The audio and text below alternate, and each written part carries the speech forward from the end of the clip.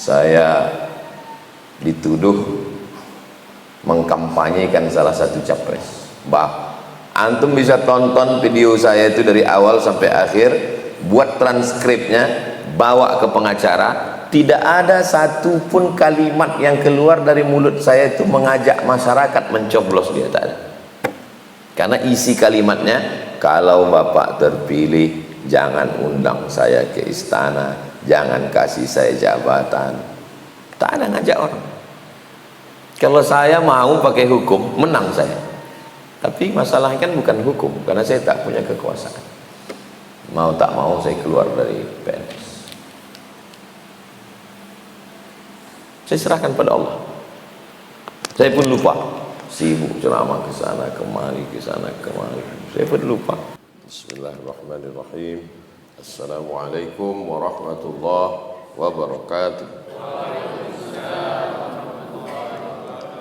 Alhamdulillah, Allahumma salli ala Sayyidina Muhammad wa ala ali Sayyidina Muhammad. Allahumma faqihna fid din wa 'allimna at-ta'wil warzuqna fahmal mursalin waftah lana futuhal arifin bihaqqi sayyidil awwalin wal akhirin wa alihi at-tayyibin at-tahirin wa ashabihi al-mayamin wan nabiyyin was-siddiqin wasyuhada was-salihin wal malaikatil muqarrabin wal ulama'il 'amilin wal awliya'is salihin. Qala al-imam Muhyiddin Abu Zakaria Yahya bin Sharaf An-Nawawi bisanadihi al-muttasil ila Nabi sallallahu alaihi wasallam. Imam Muhyiddin Abu Zakaria Yahya bin Sharaf An-Nawawi dengan sanadnya berkata dalam kitab Riyadhus Shalihin hadis 232, wa an Jundub bin Abdillah, dari Jundub bin Abdillah radhiyallahu anhu, qala, dia berkata, qala Rasulullah sallallahu alaihi wasallam, Rasulullah sallallahu alaihi wasallam bersabda, man shalla, siapa yang salat, salat as-subhi, salat subuh, siapa yang salat subuh, fa huwa fi zimmatillah, maka dia di dalam zimmah. Kafir terbagi kepada dua, satu kafir harbi, satu kafir zimmi. Zimmi itu dari kata zimmah, ahlul zimmah, orang yang mendapat perlindungan umat Islam. Dia bayar pajak, namanya jizyah. Karena dia tinggal di mayoritas umat Islam, dia aman, tak diganggu. Kalau datang musuh dari luar mengganggu dia, wajib kita membela dia. Man adza zimmiyan faqad adzani, siapa yang menyakiti orang zimmi, maka dia sama dengan mengganggu aku. Jadi misalnya kita orang Islam di suatu daerah pemerintahan Islam, ada yang tidak Islam. Macam mana membedakan zimmi dengan harbi? Dua. La yanhakumullahu 'anil ladzina lam yuqatilukum fid din wa lam yukhrijukum min diyarikum. Kalau mereka memerangi kamu, mengusir kamu dari kampung halaman kamu, maka dia harbi. Yang ada di Palestina, Yahudi itu harbi karena memerangi dan mengusir. Yang ada di Serbia harbi karena dia memerangi dan mengusir umat Islam di Bosnia. Tapi kita yang ada di Riau ini zimmi karena dia tidak memerangi kita dan tak mengusir kita, maka dia di dalam perlindungan. Saya mau menjelaskan makna zimmati. Siapa yang sholat subuh, fahuwa fi zimmati, maka dia dalam perlindungan Allah, di dalam penjagaan Allah. Sebagaimana orang zimmi dijaga oleh Khalifah Amirul Mukminin, tak boleh diganggu, tak boleh ada orang yang menumpahkan darahnya, mengambil hartanya, begitulah orang yang sholat subuh itu dijaga Allah Subhanahu wa ta'ala. Ustadz ini menyampaikan hadis ini di An-Nur. Man sholat subha, siapa yang sholat subuh, kana fi zimmatillah, maka dia di dalam perlindungan Allah. Balik salat subuh ditabrak angkot ustaz tu, jamaah tu meninggal. Komplain jamaah. Katanya kalau meninggal dalam perlindungan Allah, kenapa ditabrak angkot dia ustaz? Di WA-nya saya. Yang menyampaikan hadis bukan saya. Kalau mau saya jawab, bukan aku yang menyampaikan hadis, tanya lagi dia. Jadi pemahaman orang ini begini. Pemahaman dia, kalau kita dijaga Allah, maka kita tidak ditabrak angkot, kita tidak masuk parit, kita tidak sakit, kita tidak rugi. Kalau kita dijaga Allah, maka kita akan senang, kenyang, tenang, lenang, menang. Ini pemahamannya perlu diluruskan. Ketika Islam datang, yang diluruskan Islam itu bukan cuma cara berpakaian, bukan cuma aksesoris, tapi cara pandang melihat sesuatu. Ada sahabat Nabi ikut perang, mati. Apakah dia tidak dijaga Allah? Dia dijaga Allah. Justru dengan mati itulah dia dijaga Allah. Dengan mati itulah dia tak buat dosa lagi. Jadi pemahaman kita tentang penjagaan Allah. Saya Pak Ustadz, anak muda buka usaha bisnis bangkrut. Padahal saya udah ngaji, saya udah sholat. Justru dengan bangkrut kau itulah sebenarnya kau dijaga Allah menurut pandangan hakikat. Kenapa? Karena kalau kau berhasil, sukses, punya mobil sport, jadi playboy cap tupai kau. Kan? Tidak ada yang jelek dalam pandangan Allah. Paham kan yang saya sampaikan nih? Memandang sesuatu dengan pandangan Allah, bukan pandangan kita. Kalau pandangan kita ini begini, sakit berarti tak dijaga Allah, sehat dijaga Allah. Miskin berarti tak dijaga Allah, kaya dijaga Allah. Itu cara pandang kita. Cara pandang Allah tak begitu. Ku buat kau susah biar supaya sujud kau lebih lama. Ku buat kau susah biar supaya air mata kau menetes tengah malam. Kau kalau kaya sedang susah aja bangun jam 7, apalagi kalau kaya. Jadi kita meminta sama Allah itu menurut pandangan Allah, bukan menurut pandangan kita. Sebelum Islam datang, mereka menganggap sakit, miskin, susah, laknat. Setelah Islam datang, berubah cara pandang. Ma yusibul mu'min min nasabin wala wasabin wala saqamin wala syaukin yashtakuha. Gundah gulana, sakit, lemah badan, duri mencucuk tapak kaki, bukan laknat, tapi cara Allah untuk menghapuskan dosa-dosa. Sehingga kita selalu berpikir positif, selalu melihat sesuatu itu baik. Kata orang tak baik, tapi kata kita baik. Baik menurut pandangan. Jadi jangan nanti setelah antum menyampaikan hadis ini kan ceritanya nih, antum akan menyampaikan hadis ini nanti di kampung halaman, di kantor, di sekolah, di tempat kerja. Man shalla salata subhi fahuwa fi zimmatillah. Siapa yang salat subuh dia dalam lindungan Allah.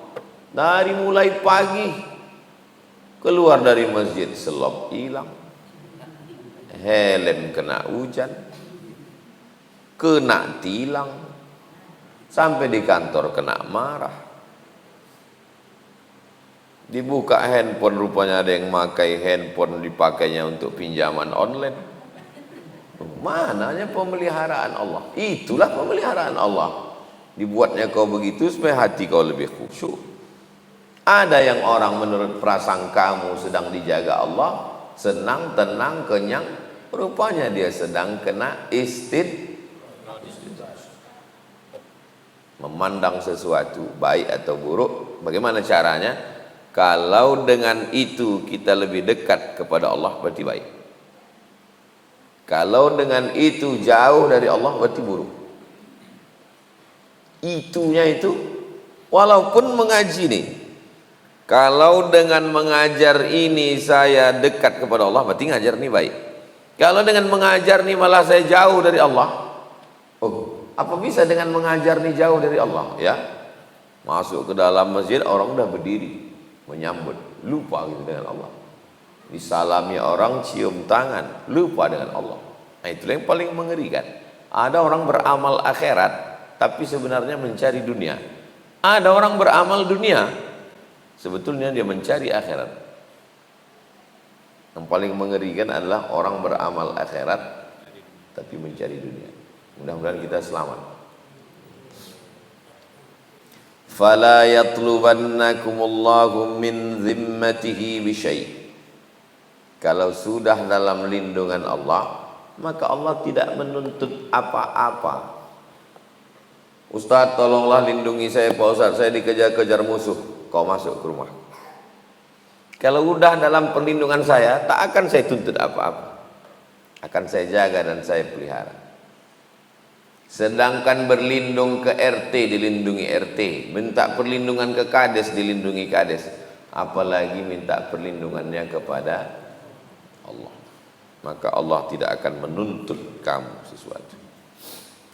Fa innahu man yatlubhu min zimmatihi bi syai'in yudrikhu. Siapa yang menuntut sesuatu yang sudah dilindungi Allah ini, datang orang mengganggu-ganggu dia, maka Allah yang akan menjatuhkan balasan dan hukuman. Kuserahkan diriku padamu ya Allah, lindungi aku. Kalau antum sudah berserah kepada Allah, Allah tak menuntut antum. Dan kalau ada orang mengganggu antum, Allah membalas. Inna a'tainakal kautsar fasalli li rabbika wanhar inna syani'aka huwa. Dari anta kok berubah jadi huwa. Inna a'tainaka, aku sudah memberikan engkau nikmat yang besar. Fasalli li rabbika, maka balaslah nikmatku itu dengan ibadah badan, solat, ibadah harta, wanhar. Mestinya ayat ketiga itu anta juga. Kuberi kau nikmat yang besar, balaslah nikmat ini dengan ibadah. Kalau ada orang mengganggumu, sabarlah. Mestinya begitu bunyi ayat itu. Tapi tak begitu bunyi ayatnya. Ku kasih kau nikmat yang besar, kau balas nikmatku ini dengan ibadah. Kalau ada yang mengganggumu, aku yang mengurus. Maka jangan minta sama Allah, ya Allah, dia sudah menggangguku, kalau bisa buat dia stroke agak 6 bulan. Kenapa kita pula mengajari Allah? Serahkan dia. Ya Allah, orang ini menggangguku, ku serahkan dia padaku. Pembalasan Allah tak terlintas di pikiran kita. Pembalasan Allah tak terlintas di pikiran kita. Ustaz kok tahu? Saya sudah mengalami beberapa kali. Saya serahkan sama Allah. Pembalasannya tak terlintas di pikiran saya. Oh, begitu. Maka ketagihan saya. Setelah itu kalau ada orang ganggu-ganggu saya, ya Allah, orang ini kuserahkan pada Engkau. Dibalas Allah dengan pembalasan wala khatara ala qalbi bashar, tak terlintas di hati manusia.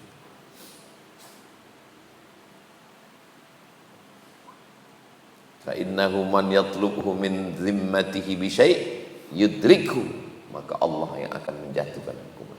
Allah yang akan membalas. Antum mau membalas versi antum atau versi Allah? Karena banyak juga manusia sekarang ini. Saya Pak Ustadz, kalau ada orang menganiaya, saya tidak serahkan pada Tuhan, langsung saya balas, kata dia. Kenapa? Karena Tuhan dah banyak kali kerjanya, kata. Ada orang gitu. Jadi saya ini meringankan kerja Tuhan. Ini orang-orang udah tergelincir mulutnya. Kalau saya sampai sekarang, saya serahkan aja sama Allah. La haula wala quwata illa billah. Summa yakubbahu, kemudian disungkurkan ala wajhihi, wajahnya, disungkurkan wajah. Kenapa tak disungkurkan kakinya? Kenapa tak disungkurkan tangannya? Karena kalau sudah disungkurkan wajah, yang lain ikut. Kalau udah kepala dicelupkan ke dalam air, menggap, tangan kaki ikut. Tapi kalau kaki dicelupkan, kepala belum tentu ikut. Maka kepala, wajah.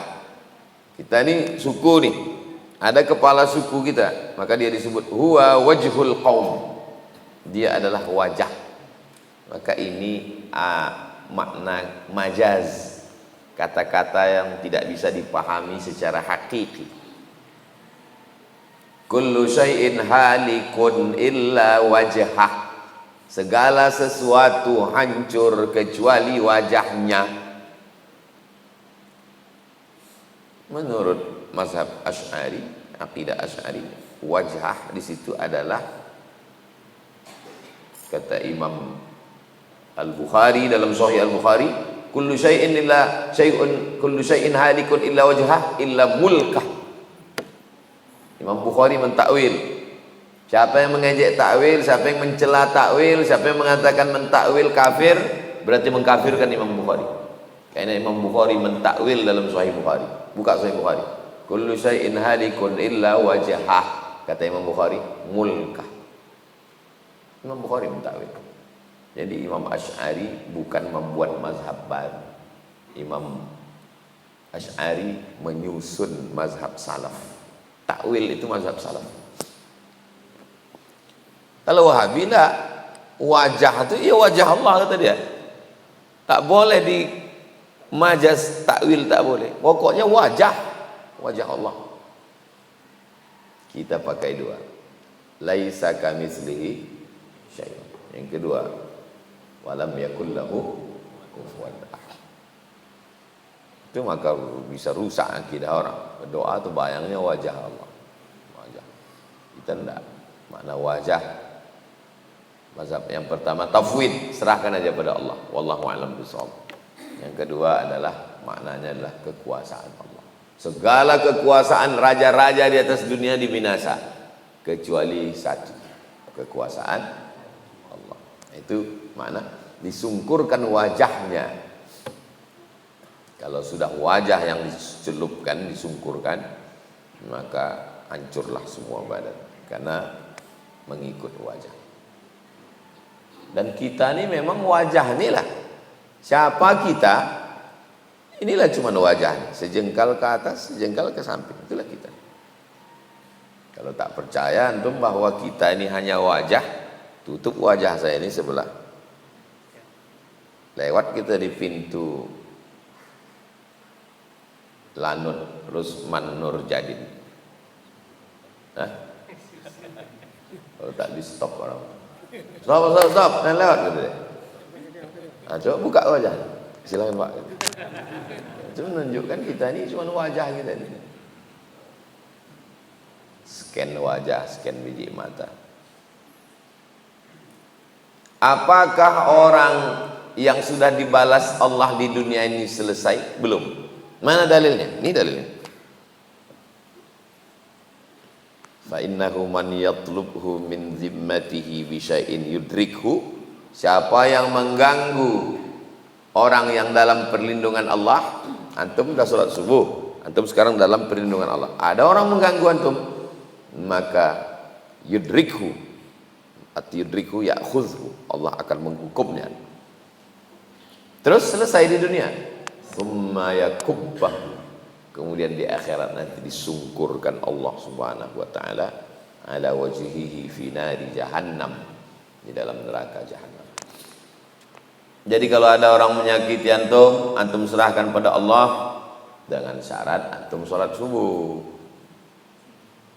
Kau kemarin gimana orang yang mengganggu kau itu? Udah kuserahkan pada Allah. Tak pernah aku tengok kau sholat subuh.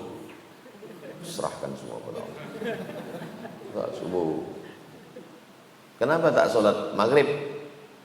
Sholat subuh yang paling berat, melawan kantuk, melawan dingin, sanggup. Apalagi sholat maghrib. Jadi pengambilan hukumnya gitu. Jangan subuh aja. Itu maka disebut dengan biker subuhan. Apalah salahnya dibuat situ? Biker 5 waktu qobliyah dan ba'diyah. Kenapa mesti subuh? Karena bahasa itu ambil yang simple, yang singkat. Fala taqul lahuma uff. Jangan katakan ah. Terus kok ada orang menempeleng maknya, menyipak bapaknya? Kenapa kau tempeleng mak kau? Kenapa kau sipak bapakmu? Yang enggak boleh itu kan mengatakan ah Pak Ustaz. Kalau menempeleng boleh. Zohiri ini hanya memahami zohir. Memahaminya bukan begitu. Sedang mengatakan ah tak boleh. Apalagi mukul, mengusir, menuntut ke pengadilan. Dituntutnya emaknya, ayahnya ke pengadilan hanya karena mengambil sebatang pohon. Lalu dituntut ke pengadilan. Pas ditanya, kenapa kau tuntut? Ya enggak boleh mengatakan ah, kalau dituntut boleh. Jadi banyak sekali perangkat untuk memahami ayat dan hadis Nabi itu. Tidak bisa dibaca terjemahnya, dipahami sendiri. Ada nahwu, ada sharaf, ada balaghah, ada ma'ani, ada bayan, ada mantik, ada usul fiqih. Barulah kita bisa menarik kesimpulan. Kata Imam Jalaluddin Abdurrahman As-Suyuti dalam Al-Itqan fi Ulumil Quran, 16 ilmu untuk memahami Al-Quran. Itulah maka dibaca itu di pondok-pondok untuk memahami teks. Apa paham maknanya, bukan sekedar tahu terjemahnya.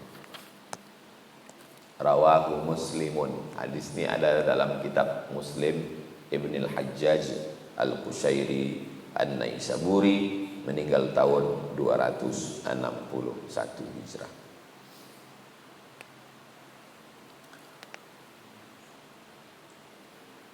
Ada orang menghasut supaya saya mau berpikir, saya ceritakan apa tidak ya. Saya ceritakan satu contoh aja lah. Itu contoh biar supaya antum lebih yakin bahwa kalau kita tidak balas, kalau kita serahkan pada Allah, Allah balas dengan balasan yang tak terlintas di pikiran kita. Jadi saya mau ke Malaysia, penggalangan dana Pondok Pesantren Alumni Gontor. Mau diundang saya untuk acara penggalangan dana. Rapat dulu di Jalan Arifin Ahmad. Selesai rapat, orang ini mau buru-buru ke airport. Ayo kami ke airport. Saya tanya, ngapain ke airport? Pimpinan Gontor datang, Kiai Haji Hasan Abdullah Sahab. Loh, ada Kiai datang? Iya. Boleh saya ikut, saya bilang. Mana tahu intern santri aja. Saya kan tidak alumni. Boleh saya ikut? Boleh. Tapi saya pakai sendal jepit. Gontor ini kan disiplin, pakai jas, pakai dasi, pakai sepatu. Kalau diusir kita pakai sendal kan malu. Saya kalau segala sesuatu itu saya tak mau seradak seluruh. Saya tanya dulu, apakah ini enteren? Tidak, boleh. Apakah wajib pakai sepatu? Tidak, pakai sendal. Nah, kalau gitu saya ikutlah. Ya. Sampai di ruang VIP penerimaan tamu airport tuh, tunjuk, Kiai ini Abdul Somad. Langsung ditunjuk Kiai Abdul Somad. Iya. Lazim tahdur ila Gontor. Kau wajib datang ceramah ke Gontor. Pucat lagi dah. Saya bukan tamat Gontor, bukan pernah sekolah ke sana. Suruh pula ceramah ke situ. Ceramah di Gontor bukan sama macam ceramah di SMK. Rasa menyesal pula saya datang. Aduh, kok tahu begini. Nah, pas mau berangkat, ada orang menghasut supaya somad ini jangan bawa. Saya dikasih tahu setelah di pesawat. Dia duduk di pesawat, cerita orang sebelah saya. Ada yang tadi malam datang sampai jam 2 malam supaya kau Lama saya termenung. Saya bilang kalau cerita ini tadi waktu masih di airport Sultan Syarif Kasim, aku batalkan terbang. Aku paling malas begini. Udah di atas pula cerita. Mana mau turun? Mau tak mau, suka tak suka, sampai juga pesawat nih. Akhirnya saya pun menyampaikan 5 tausiah. Lancar semuanya, alhamdulillah. Di masjid, di depan masjid, di keluarga besar, di Universitas Darussalam, Unida, lalu kemudian ada satu kajian. Semuanya lancar, semuanya sempurna, karena saya merasa ini paling berat, sekolah kampus yang paling hebat, kita masuk ke sana, ditolong Allah SWT. Macam mana pembalasan Allah? Pembalasan Allah tak terlintas di pikiran saya. Tak tahu entah terlintas di pikiran atau tidak. Saya dinikahkan sama Kiai Gontor dengan muridnya, dengan santrinya. Diantarnya ke rumah saya yang dalam rimbo panjang, yang jalannya lubangnya sebesar kolam lele. Bukan aspal, waktu Kiai itu masuk belum ada aspal. Masuk dia ke dalam. Diantarnya saya ke rumah. Ditanda tanganinya prasasti asrama. Itu kan tanda tangan Kiai. Dia menikahkan saya. Dia duduk di pelaminan menggantikan almarhum ayah saya, menggantikan almarhumah emak saya. Tak terlintas di pikiran saya. Sampai sekarang saya masih menganggap itu mimpi paling indah dan mimpi paling jelek bagi yang menghasut saya. Bayangkan nanti. Mungkin dia pun tak terpikir akan begitu pembalasan Allah. Jadi antum tak usah balas, serahkan pada Allah. Doakan orang yang menganiaya antum itu panjang umur supaya dia bisa menikmati itu semua. Maka kalau saya dizalimi orang, ya saya doakan dia panjang umur supaya dia menengok kesuksesan saya. Berarti Ustaz dendam? Enggak. Ingat aja. Itu salah satu contoh. Banyak contoh-contoh lain, nanti kita bahas 4 mata. Kadang kalau tak saya ceritakan, nanti bilang, Ustaz katanya dibalas Allah, apa pembalasannya? Nah, inilah pembalasannya. Ada lagi pembalasan. Saya mengurus surat izin, map saya itu tidak dibuka selama 1 bulan di atas meja. Ini map saya, tumpuk di atas. Map saya paling bawah. Saya tanya sama yang meletakkan, udah kau intip map? Sudah Pak. Di mana? Paling bawah. Tak dibuka-bukanya tidak. Saking kan busuknya tidak. Map saya dibuat paling bawah. Datang saya ke rumahnya. Gimana Pak map saya itu? Bilang, aku mau surat izin ini. Ya nanti. Sebulan lagi setelah itu, saya tanya sama yang bawa map, ada kau tengok mapku geser? Enggak. Suruhnya lah saya datang. Datang ke rumah. Datang saya ke rumahnya jam 7. Jam 7 saya datang. Jam 10 baru disambutnya. Terduduk di lantai tak pakai alas. Dia mau menjatuhkan saya sejatuh-jatuh. Terduduklah dari jam 7 sampai jam 10. Ada tamu di situ, kawan saya dari Jambi. Saya tanya, kalian datang sini udah lama? Dari jam 3 katanya. Aku jam 7. Kenapa kalian tak nelpon dulu? Kata dia, datang saja. Rupanya orang ini psikopat, sakit jiwa. Dia memang menikmati menengok orang susah. Jangan-jangan dia pasang CCTV terus dia tonton dari jauh. Nah, mantap, susah kan? Susah kan? Jam 10 datang dia. dengan segala kebesarannya, menengok kami duduk di lantai. Masuk, katanya. Masuklah, saya menghadap, mau tanda tangan. Saya tanda tangani proposal Anda, mohon izin, di depan Kabinda, Kepala Badan Intelijen Daerah. Dia, saya, Kabinda. Dia mau menunjukkan bahwa dia hebat. Selesai, hari berganti, musim berubah. Habis itu terjadi fitnah pilpres. Saya dituduh mengkampanyekan salah satu capres. Antum bisa tonton video saya itu dari awal sampai akhir, buat transkripnya, bawa ke pengacara. Tidak ada satupun kalimat yang keluar dari mulut saya itu mengajak masyarakat mencoblos dia, tak ada. Karena isi kalimatnya, kalau Bapak terpilih, jangan undang saya ke istana, jangan kasih saya jabatan. Tak ada ngajak orang. Kalau saya mau pakai hukum, menang saya. Tapi masalahnya kan bukan hukum, karena saya tak punya kekuasaan. Mau tak mau saya keluar dari PNS. Saya serahkan pada Allah. Saya pun lupa, sibuk ceramah ke sana kemari, ke sana kemari. Saya pun lupa. Datang kawan ngasih tahu, Mat, iya, dia sudah masuk gol. Datang saya menyampaikan khutbah di LP Sialang Buku. Dari mulai pintu ke tempat khotib itu orang berdiri menyambut saya.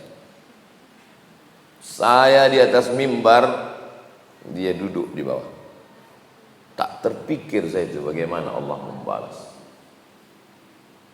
Dan sekarang masuk lagi vonis kedua, 9 tahun lagi. Saya pun sedih mendengar, tapi cumalah, bukan kemauan saya, kemauan Allah SWT. Cuman seru kan? Seru pembalasan Allah. Coba kalau saya datang mengamuk-ngamuk, datang kalau saya tanya ini, direkam orang. Jejak digital itu menyakitkan, guys. Saya tak ada saya ngamuk-ngamuk, tak ada saya marah-marah. Serahkan pada Allah. Inna syani'aka wal abtar, ayat Quran. Kalau hadis nabinya, fa innahu man yatlubhu min zimmatihi bi syai'in yudrikhu, Allah sendiri, thumma yakubbahu ala wajhihi fi nari jahannam. Hidup antum panjang, macam-macam nanti yang akan antum alami. Jadi nasihat ini insyaallah dalam kajian itu. Kalau saya hanya bilang nanti dibalas Allah, antum yakin tapi setengah. Tapi kalau saya ceritakan seperti yang saya alami, oh rupanya Ustaz sudah mengalami. Kenapa Allah buat saya mengalami? Supaya lebih yakin saat menyampaikan. Kenapa Allah buat hidup saya hancur kaca jatuh ke batu? Supaya waktu menyampaikan itu lebih yakin. Karena orang kalau hidupnya enak-enak, nyaman-nyaman aja, dia sendiri pun tak yakin, tak tidak.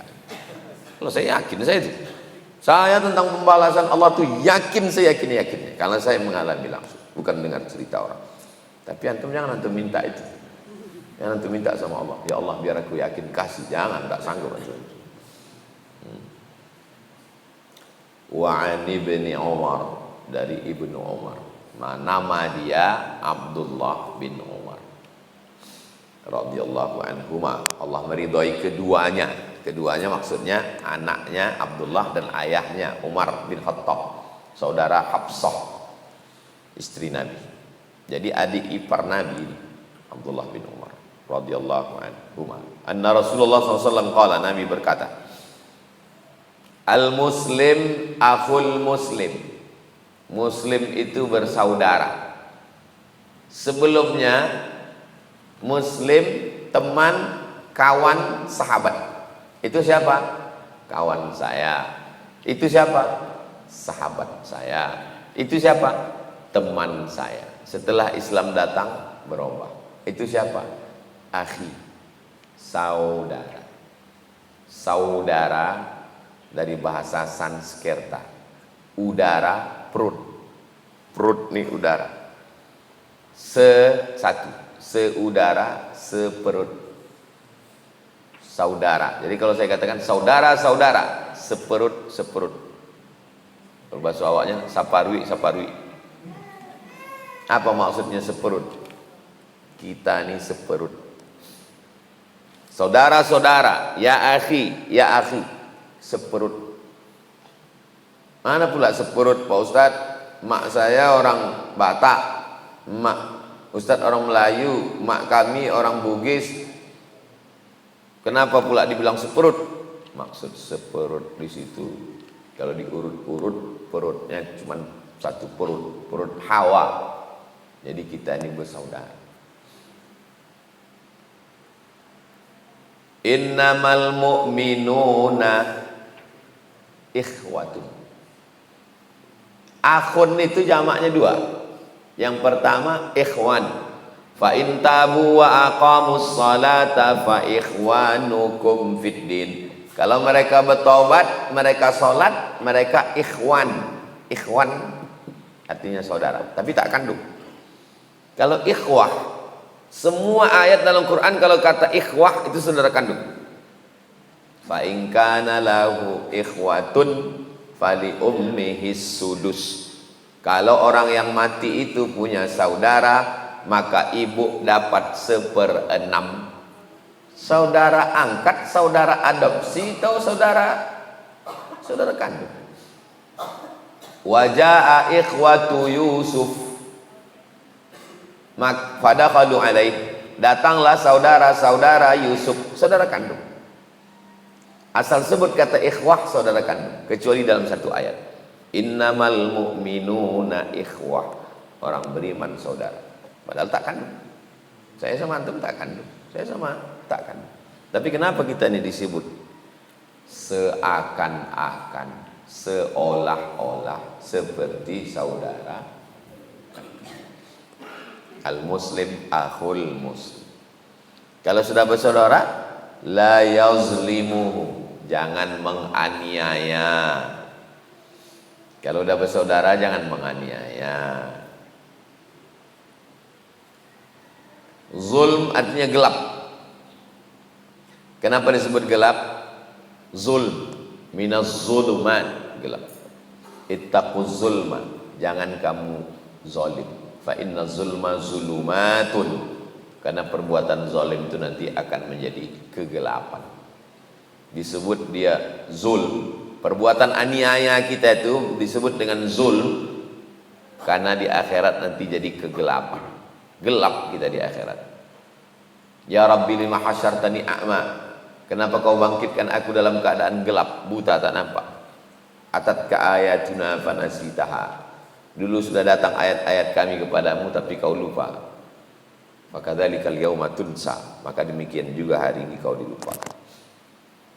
Gelap itu maksudnya kalau kita terlalu banyak menzalimi orang, hati kita jadi gelap. Zalim sekali, titik.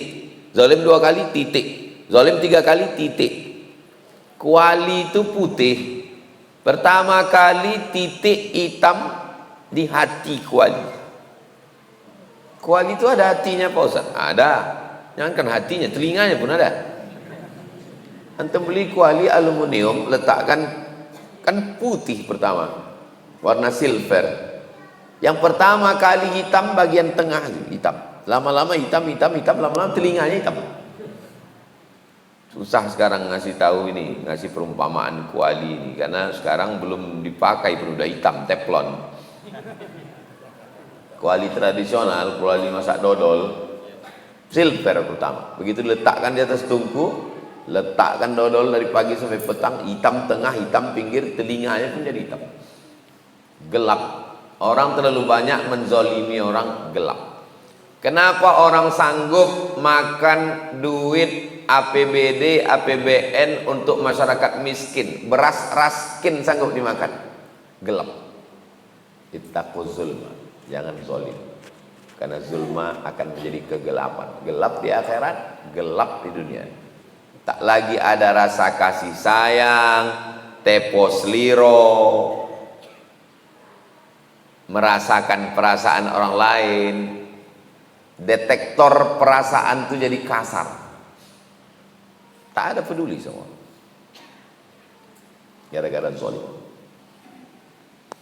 Wala yuslimu.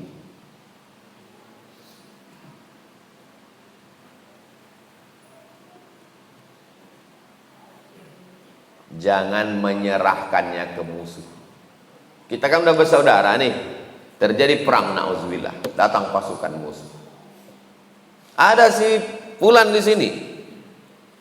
Dari jam 5 tadi dari sini. Kalau kau mau ada, masuk. Nah.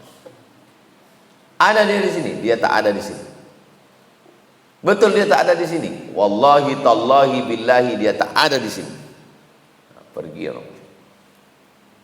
Pulang datang istri sama antum, anak antum. Antum kan udah ngaji Riyadhus Shalihin dia. Tadi waktu musuh itu datang nanya, kok abang bilang wallahi tallahi billahi dia tak ada di sini. Memang tak ada di sini. Tanganku kan nunjuk di sini, dia tak ada. Dia ada dalam.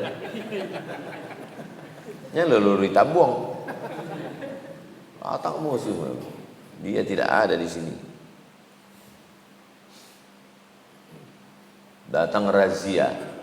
Mu'tazilah 3 kali sultan itu Mu'tazilah, baru berpindah ke Ahlussunnah.